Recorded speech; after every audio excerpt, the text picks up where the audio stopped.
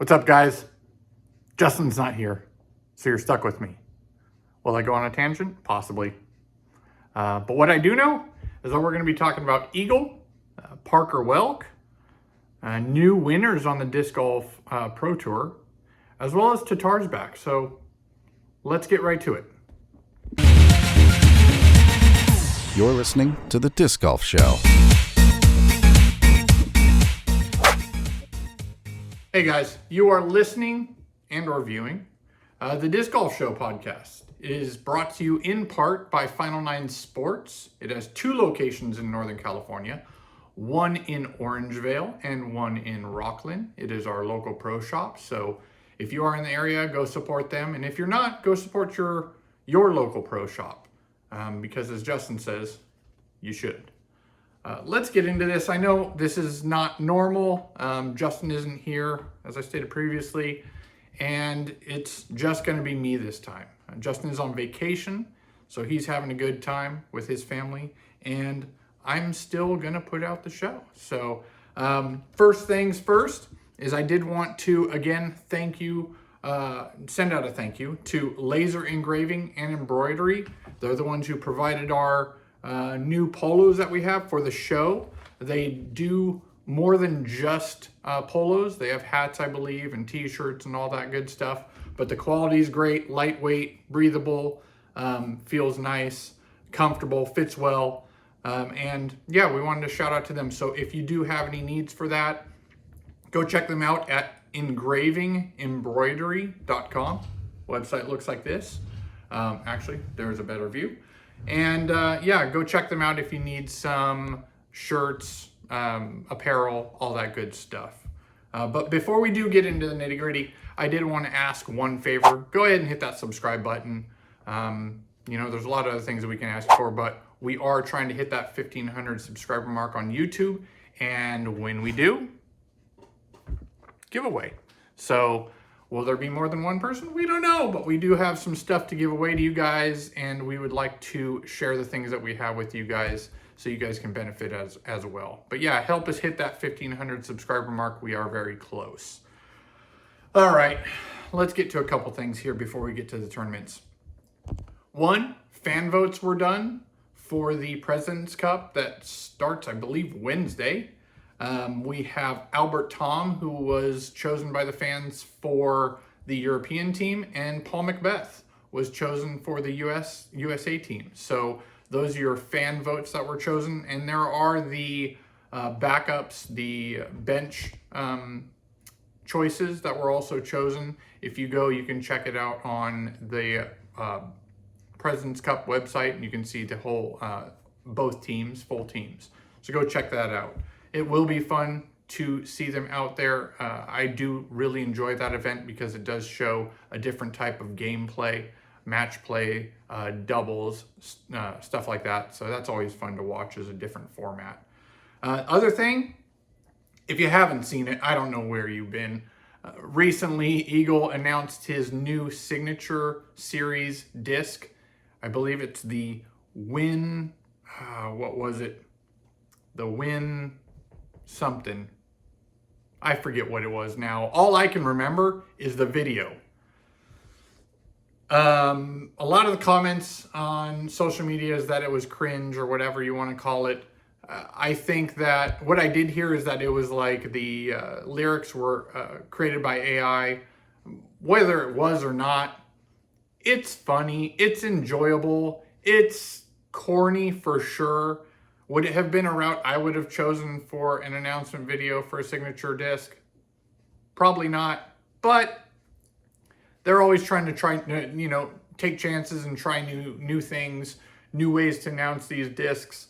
You got to take a chance to see if it's going to hit or not, and more power to them to do that. You got to be pretty vulnerable to do something like that, lip syncing the lyrics to a made up song, but. Yeah, go check it out. If you haven't seen it, it's easily found. If you go to Eagle Vlogs, you can check it out on his YouTube. If you aren't subscribed to that, I would suggest subscribing to it because he's a very entertaining guy and an amazing disc golfer. So go check that out.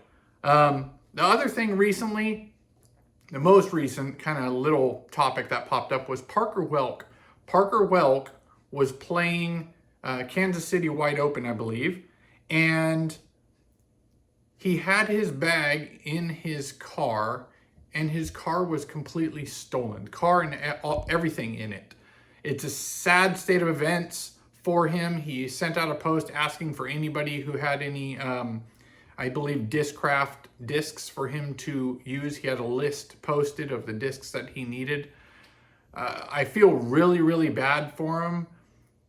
But part of me also believes that this shouldn't be happening at this stage, at where we're at. I mean, yes, it is very unfortunate. It is. That is your livelihood.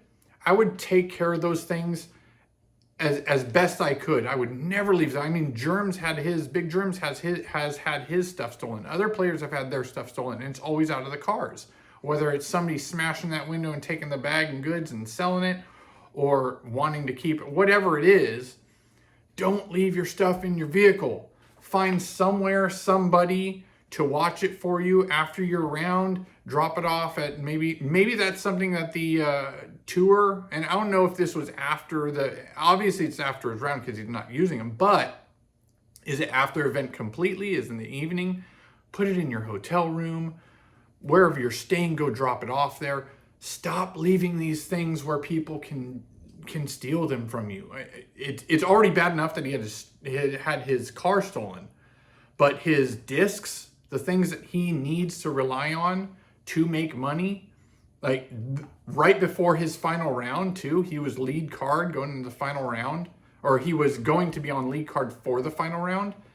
I mean, it is ridiculously unfortunate, but I would, at this stage in time, I would leave those things out of my sight unless it's where I'm sleeping. So I hope he was able to get enough equipment to, I know he finished okay. He didn't obviously finish where he would have wanted to had he had his discs, his personal discs, but I just can't reiterate enough. Do not leave the things that you rely on for your livelihood anywhere that you think they could get stolen or any possibility of them getting damaged or lost or anything like that. Like it's sad, man. And I hope ideally he's able to get at least his discs back, because yes, his car was stolen, which is horrible. But man, those are your tools. That's your job. That's what you need for your job. So, hope everything's okay with him. Let's move on to the events. So we did have a couple of Disc Golf Pro Tour events that happened over the past couple weekends, but I did want to note that July 4th through 7th, the Finnish National Championships took place, and we had, obviously it's the Finnish National Championships, so they're all Finns, right? Finnish players. But FPO winner, Evelina Salonen, she took the victory home after a strong play. Second place was Heidi Laine. And third place, there was a two-way tie, and that was between Tina Väisänen and Silva Saarinen. So another Silva's in it. You aren't going to not hear her name, it seems like, at any of these events that she's playing in. She's been very dominant, but again, another podium finish for her. Even though it wasn't a first place, it's still another podium to put on her record. So as for MPO, Teemu, I'm going to ruin this, man. Talakainen did go into a playoff with Nicolas Antala. He was able to squeak out the victory by birdieing on the second playoff hole. So obviously at that point, Teemu was the victor. Nicolas got second. And actually in third, there was a four-way tie for the Finnish National Championships MPO division. And that was Davidson, Heinonen, Lettinen, and Ruusinen. So shout out to all those guys for being able to get a podium finish and move forward in their journey. Let's move on to the July 5th through 7th, 2024 TruBank Des Moines Challenge. This is in obviously Des Moines, Iowa. There were some comments saying that holes were well designed because of the difficulty, or at least it came across that way. I don't believe that difficulty is the sole reason as to why a hole may be designed well, though it should come into play in some fashion, the difficulty of it, but it's not the sole reason why a hole is designed well. And also, I've said this a few times this year, there was a spotter that was just standing in front of the basket on hole 13. Like, that shouldn't be happening. I know you're trying to get a view, but you don't have to stand right in the middle of the fairway. You don't have to be right there to see where the disc lands. You just need a good vantage point in which to catch the final end of those flight paths. So I think there's still a lot that can be learned and improved upon for spotters and their roles and what they're told to do, how they're instructed. But I don't want to see the back of a spotter's jersey when I'm waiting for that disc to come in from the catch cam. So just again, my little critiques that I do. Maybe you're tired of hearing it. That's fine. If you are, send a hate mail to nick@discgolfshow.com. And we have, again, in FPO, Owen Scoggins. Owen Scoggins is going into the final, went into the final round at another event, leading the division. So it does not matter what kind of course it is. Owen is a dominant force to deal with. She's always going to be there. She did have a little trouble, it seemed, with some of her putting in that final round. But what the good news is that we had a first-time winner at another DGPT event. It's always good to see this because then you have that competition involved with new players coming up and putting pressure on the established players. But Emily Weatherman, if you don't remember that name, that was the name that was right there at the top at DDO, at Dynamic Discs Open. So Emily Weatherman, 18 years old, rookie year, and she gets a DGPT win. So, and another notable thing is that this is the first chase card win in FPO since 2017. I like those little tidbits of information. They're interesting. Second, there was a tie, and that was between Eliezer Mittling and Natalie Ryan. So, again, big shout out to Emily. Big shout out to her because, again, for me, that call at Dynamic Discs Open was a little rough on her finish. But I'm glad to see her get that win for the Disc Golf Pro Tour and start her journey on building those victories and showing what she's capable of and what we all know she's capable of. Round two. So for MPO, this was kind of fun. I don't know if you saw this, but round two, the lead card, 3 of those players were wearing the same jersey. And that's because they're all sponsored by Discraft. But that was Anthony Barella, Adam Hammis, and Austin Turner. They all came out wearing, actually this round, AB's jersey. So they all matched. The other player on that card was Emerson. Emerson Keith was on that card. Obviously, he's not sponsored by Discraft, but I'm sure they all had a fun time together on that round. It was just neat. I like seeing those things. That's always funny to me, is the fact that, yes, they're serious when they're playing, but you know what? Let's make it fun at the same time.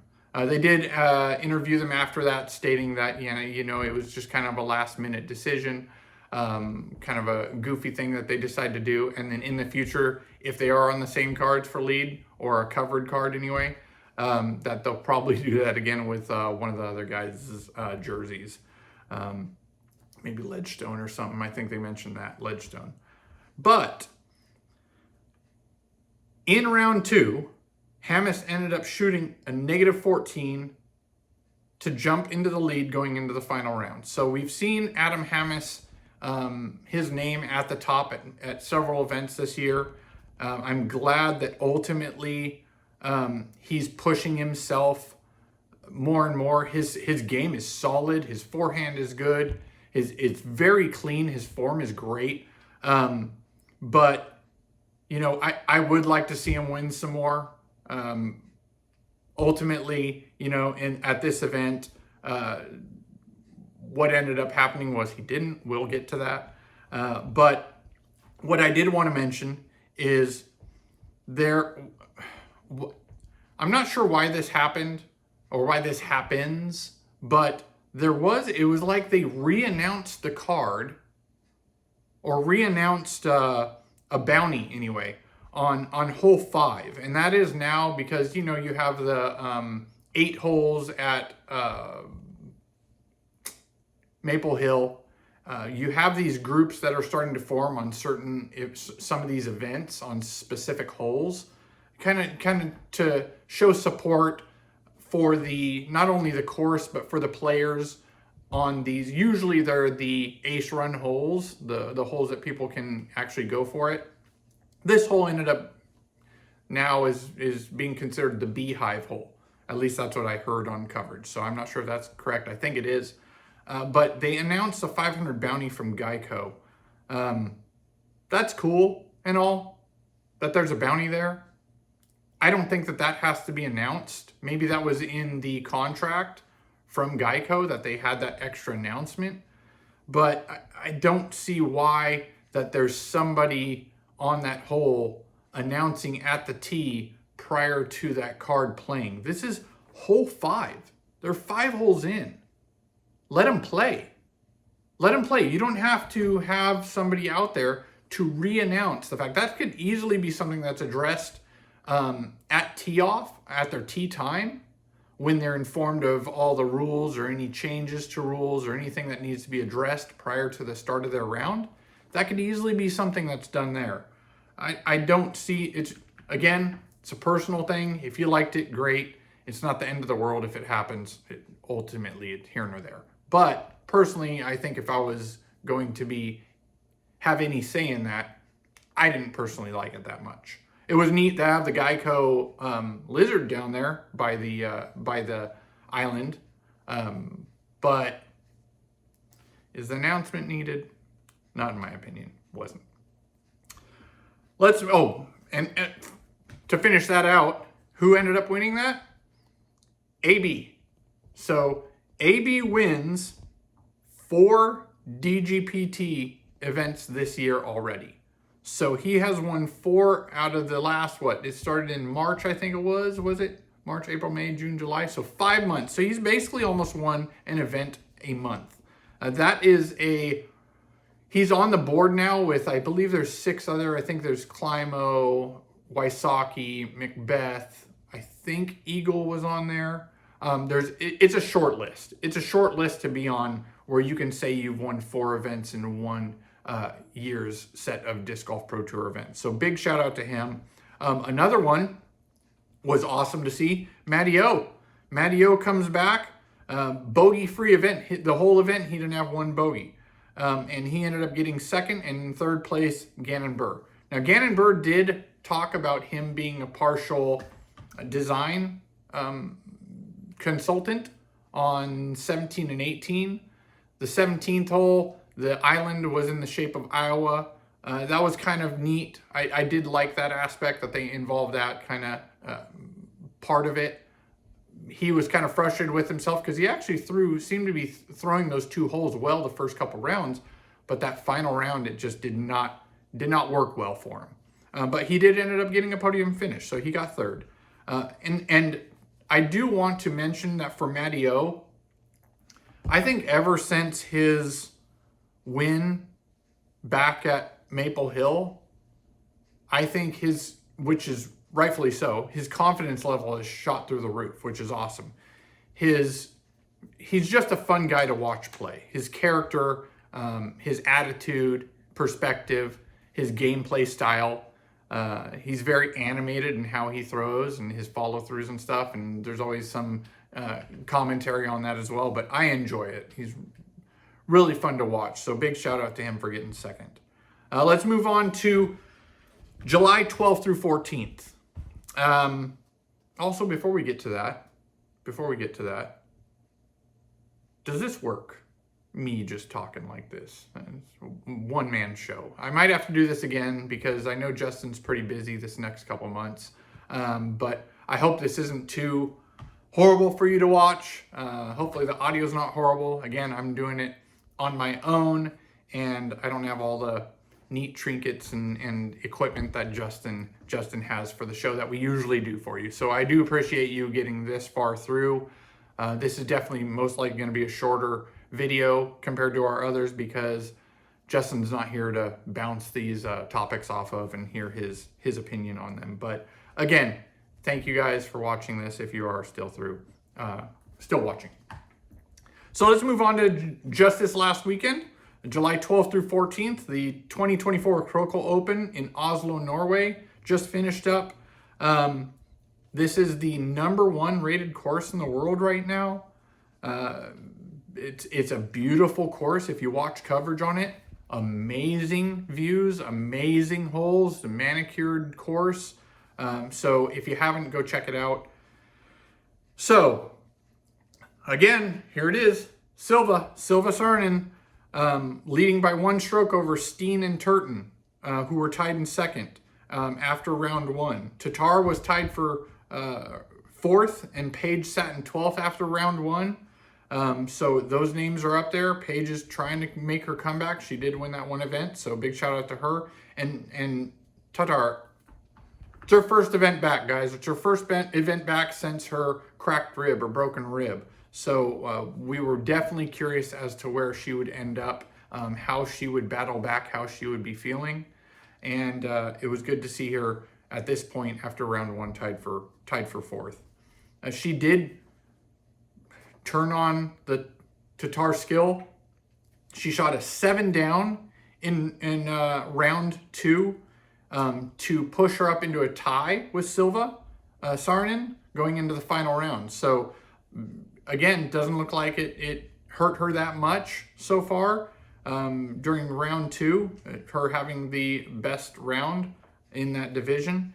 And then ultimately, first round back, she has a victory, man. She comes back strong, turns it on in the second and final round, and she takes down her first event back at the 2024 Krokhol Open. Second place, Silva Saarinen. I think that's going to be a staple, guys. Silva's going to be somebody we're talking about for a while. So it's good to see that.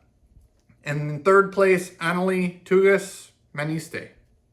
I probably slaughtered that name. I'm going to guess I slaughtered that name. But anyways, got third place. So moving on to MPO, Ricky Wysocki shoots a 13 down in the first round. So he came out of the gates hot. And to be honest with you, he didn't slow down, guys. He didn't slow down. He ended up finishing that round 1 with a 4-stroke lead over Burr and a 6-way tie for third. And who was in that 6-way tie? My bad. Let me backtrack. There was a 6-way tie for third place, and there was a 7-way tie for 9th place due to that 6-way tie. But Burr was tied for third place. And then there were 7 people tied for 9th place, and one of those people was Paul McBeth. So McBeth was playing well, though not as well as some of the other players on there. Round 2, Ricky, round 1, -13. Round 2, -12. So he's not slowing down at all. At this point, he has a 7-stroke lead over Semerad and Makala, who are tied in second place after round 2. So 7 strokes going into the final round at the Krokhol Open for Ricky Wysocki. And no surprise, after that, he didn't really need to shoot crazy. I think he ended up only shooting in 8 down only for taking down the victory at the Krokhol Open. Second place ended up being Jakub Semerad. And then third, Vaino Makala. Notables for me were McBeth gets a 6th place finish there. And 7th place, 4-way tie. And these are all names you'll know. Hamas, Ulibarri, awesome captain. Barella and Burr all tied in 7th place. So big shout out to all those guys. I'm still holding on strong. I do believe Ulibarri is going to win one this year. His game has been solid. His putting is ridiculous good. So big shout out to those guys for the 7th place finish tie. And I guess that brings us to upcoming events, guys. We do like to give you a heads up on the larger events that are coming up over the next couple weeks. So those events are actually the July 16th through the 20th, which is probably when you're watching this, it's probably happening. The 2024 PDGA Junior Disc Golf World Championships, that's being held in Tulsa, Oklahoma. So big shout out to all those kids out there putting in work and showing what they're capable of. We have July 18th to 21st. This is the big one, guys. This is the big one. 2024 European Open. It's major, Nokia, Tampere, Finland. One thing to note on this is hole 16. So there's a lot of controversy for hole 16. It's always one of those holes that there's somebody, it's like hole 17 in the USDGC. Hole 16, there's always somebody that crumbles on that hole. We know well, last year AB had a chance to take a major down. He could not hit that island on hole 16. The problem is, the controversy, I guess, is that they're changing the rules for hole 16. Hole 16 now, if you throw off the tee and you go OB, there's a drop zone down near that bend, that first initial bend of the fairway. You either go to that drop zone or you go to your previous throw, right? So tee. If you throw from that drop zone and you go OB, you do not make that island, you go to another drop zone, which is, if you're going from the fairway, looking from the fairway, the drop zone is behind the island, shooting back towards the basket. And it looks like to be maybe, I don't know, 40 foot putt back towards the basket. It's downhill. So there is possibility of, yes, you could put a little too hard and go OB and I guess drop it zone at that point again. Do I like this change? Personally, no. I like seeing the pressure and the stress of people going down the fairway trying to make that island, and them having a chance to either show that their mental game and their fortitude is strong, or that they had a break and they miss out on that major possibility win if they're on that lead card or chase card. One thing I definitely don't like is them making this change, and I hope this isn't it. I'm hoping that they made this change on some lower tier events, so A tier and below events, to test this new rule change out. I don't think that they did. I don't like if the case is that they did not test it out on lower events. I definitely don't like that they're just switching it up on a major. I think that is some thin ice to walk on. I think you definitely, if you are going to implement these changes, test it out first. See if I think that it's more flow related, so that there's less backups on hole 16 maybe waiting. I think that's the only logical reason in which you would do those drop zones. But personally, we'll see how it plays out, guys. Maybe you do like that aspect of the drop zone. It speeds that round up. It speeds the players up to where they're not sitting out in the fairway throwing, missing. But my personal opinion is that I hope that they would have tested this out on a lower tier event prior to implementing this at a major. But yeah, guys, I don't know. Anyways, European Open, July 18th through 21st. It's right on us here. July 26th through 28th. This is cool. This is a really neat idea. The 2024 European Disc Golf Festival in Tallinn, Estonia. So that's kind of neat. I wish maybe years out from now, Justin and I will be able to travel for the show and go to these events and have some in-person opinions at these events. I hope that's the case down the road, but we'll get there, guys. We'll get there. So question. I usually ask this to Justin. Obviously, he's not here, so I'll just answer my own question, I guess, guys. Should covered tee pads be the thing of the future? Reason I bring this up is the Krokhol Open, hole 1, I think it was Krokhol. The tee pad had a full cover, full pergola over it. It's an incredible idea, especially at these big events, at the tour events. It keeps for this event, it's turf tee pads, right? So for this purpose, it keeps those turf tee pads dry, less likelihood of slipping. I think is this the thing of the future? I don't know, guys. I think it's a genius idea. I think it's great, especially, like I said, maybe not for your everyday course, but for these courses, even if they're temporary structures that can be put up over each tee pad to protect that player on the tee pad so they don't slip and they don't fall, hurt themselves. It's a liability. It's covering yourself for liability. But I think that's a great idea. You could also use that for the tournament purposes. You could use that for advertising purposes. Again, myself, I'm not a big fan of putting those advertisements out in front of the tee pad where you see the signs sitting up for the players throwing and they have those things right in front of them. I would like them to be able to just throw on the field of play, fairway, just looking at the grass or the dirt or the forest or whatever it is that fairway provides. But you could use those in different ways to provide points of advertisement for the events. Maybe back further on the backside of the cover, so that way the coverage of the event can still get those there, but it's not in the way of the players. Maybe that's a happy medium for me. I don't know, but what do you think?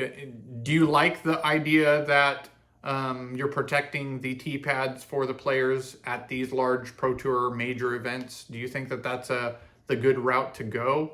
Let us know below. Let us know if you have any other ideas. Do you think that the tee pads could be designed better so that if there is some rain, precipitation, that it is filtered through easier so it does not create a dangerous situation for the players? I don't know, guys. You can make your comments down below or email them to us at theshow@discgolfshow.com, which I will get to later. Okay, a few last notes here. We always touch on this because this has been kind of fun to do. I think next year we might increase the number of participants, but the SkipAce, our SkipAce League, Justin's playing strong, man. He has, I think, won now the last 3 events. I'm still right there around 3rd, kind of. Not total, but in the past few events, I've done okay. But shout out to Justin for his recent dominance in our group's SkipAce teams. And what do you like? You guys like saving money? Yes, you do. I know Justin does this so much better. He does it routinely. He knows how to go with this. I'm just kind of making it up here. Shout out to discdrifters.com. If you use code DiscGolfShow, you can get 25% off select properties. So if you go on discdrifters.com, it's like a Expedia for disc golfers. You can go on there, you can map out your trip, you can map out the courses. Maybe I think that they're starting to include events into this. But go check them out, discdrifters.com, and you can set up your flights, obviously your stay, I think they do rentals on there, I believe. But go check them out and save 25% off of selected properties. So go check those guys out. Also, another shout out to Laser Engraving and Embroidery for our polos here. Go check them out at engravingembroidery.com. Also, another way to save money is if you guys are in the market for a new disc golf bag, check out Upper Park Disc Golf. Use code Disc Golf Show again to get 15% off your purchase at Upper Park Disc Golf. So go check those guys out if you are in the market for a new disc golf bag, which even if you need a backup bag or maybe a smaller bag to keep for traveling purposes, maybe you don't want to have to carry your whole big bag that you usually use at your local course, snag a small bag like a Shift or something like that from Upper Park Disc Golf and get 15% off your purchase. So again, this episode was brought to you in part by Final Nine Sports. Again, 2 locations, one in Orangevale, one in Rocklin in Northern California here. You can send us any of your questions, comments, constructive criticism to the show at Disc Golf Show. Hate Nick at Disc Golf Show. That's fine. Hate mail is fine.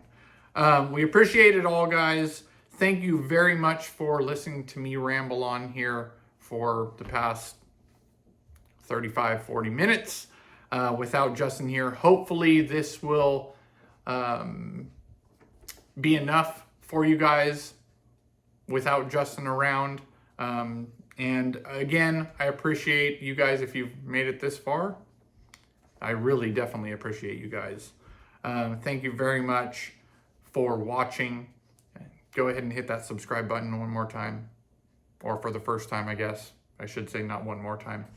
And when we do hit that 1,500 subscriber mark, we will be holding a giveaway, guys, to give back to you. We would like to do that more often in the future. So when we hit those milestones, we'll keep doing those giveaways. We got goodies to give back to you guys. And for Justin and myself, he does this so much better. As in life, for disc golf and as in life, I don't know. I've already messed it up, guys. Aim high and let it fly. All right, guys. You guys have a good one. Thank you very much.